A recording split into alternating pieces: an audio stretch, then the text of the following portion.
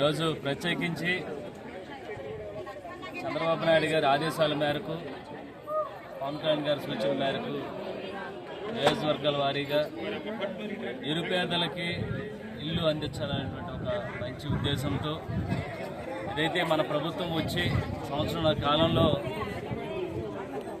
Survey చేసి ఎవరైతే నిరుపేదలు ఉన్నారో, ఎవరైతే అర్హులు ఉన్నారో వారికి ఖచ్చితంగా ఇల్లు ఇవ్వాలనేటువంటి ఒక ఉద్దేశంతో వారికి శాంక్షన్ చేయడం జరిగింది. ఈరోజు గృహప్రవేశ మహోత్సవంగా రోజున ప్రకటించి నియోజకవర్గ వారీగా భారీ మీటింగ్ పెట్టి దీన్ని ప్రజలందరికీ తెలియచేయడం జరుగుతుంది.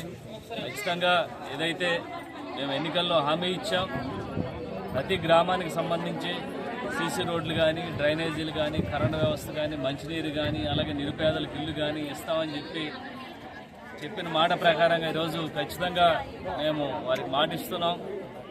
మళ్ళీ ఈ హౌసింగ్ కొత్త వారికి మళ్ళీ అందించే విధానంగా, అలాగే ఎవరైతే పోయినప్పుడు ఏదైతే ఈ శాంక్షన్ అప్పుడు ఎవరైతే పెట్టుకోలేదో మళ్ళీ ఆన్లైన్ చేయించుకోండి. ఖచ్చితంగా నిరుపేదలకి అలాగే లబ్ధిదారులకి ఇల్లు అందించే విధంగా ఈరోజు ఎన్డీఏ కూటమి చర్యలు తీసుకుంటుంది.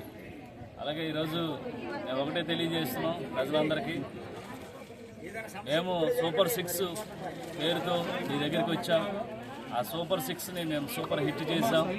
ప్రతి ఒక్కటి కూడా మేము మాట ఇచ్చిన ప్రకారంగా నెరవేర్చుకుంటూ వస్తున్నాం. అలాగే మేము ఏదైతే మాట ఇవ్వలేనటువంటి పథకాలను కానీ, సంక్షేమ పథకాలను కానీ మేము మీకు అమలు చేయడం జరిగింది.